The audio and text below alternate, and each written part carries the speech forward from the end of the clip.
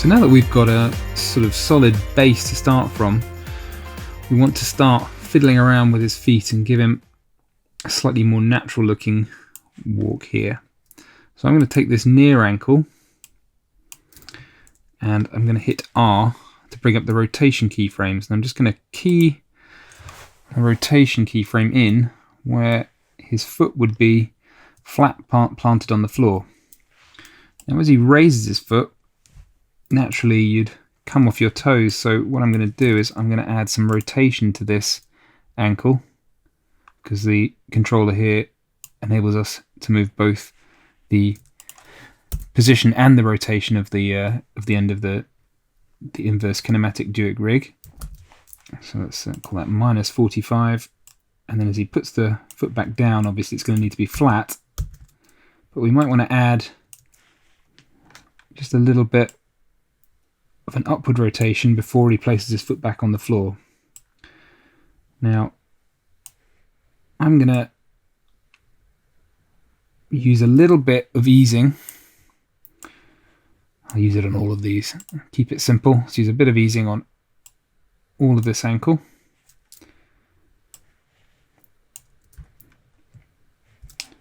Now you can see as he picks his foot up, nice little bit of rotation gives it a bit more of a natural feeling as the foot lands. Now, because this is rotation and not position, we can just copy these keyframes, hit R, and apply them to the opposite stride on the far ankle. That's going to be slightly further down the timeline. You can see again as we scrub through the timeline here that feels exactly the same.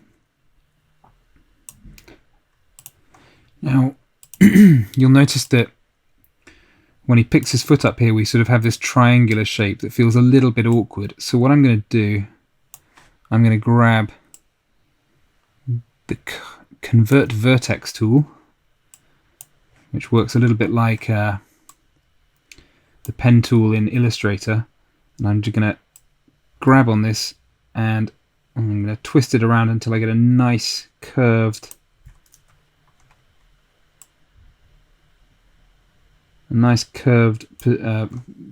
piece of movement there, and I'm going to do the same over here to this sort of domed triangle. There we go. I'm going to select the right tool again.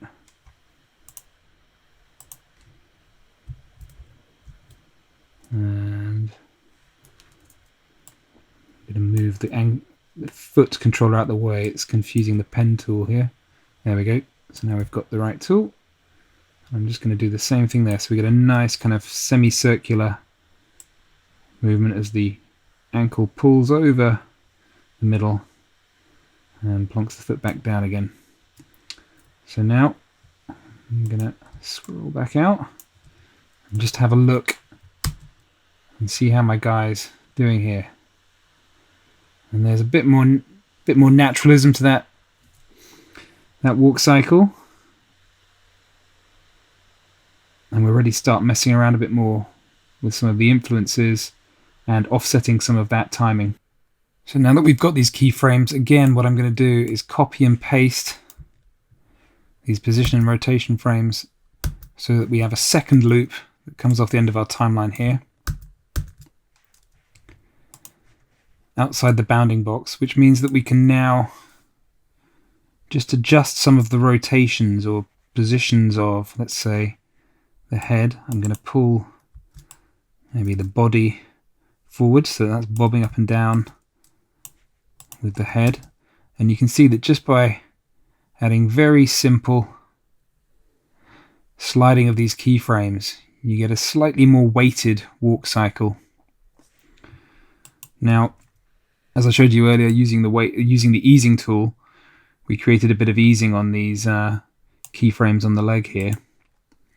Now, I don't want necessarily this leg to ease up and then ease back down again mid-stride. I kind of want this movement to be smoother. So what I'm going to do is I am going to convert this tool by hitting the Command key and then clicking on it. I'm going to turn that to a square influenceless keyframe, and that just means that that won't slow down in the middle of the stride there. I'm going to do the same thing to the opposite keyframe over there. So again, we now have some smoother movement between the strides. If I hit play, there we go. You can see it just feels a little bit more natural again. His foot doesn't kind of jerk up and then jerk back down.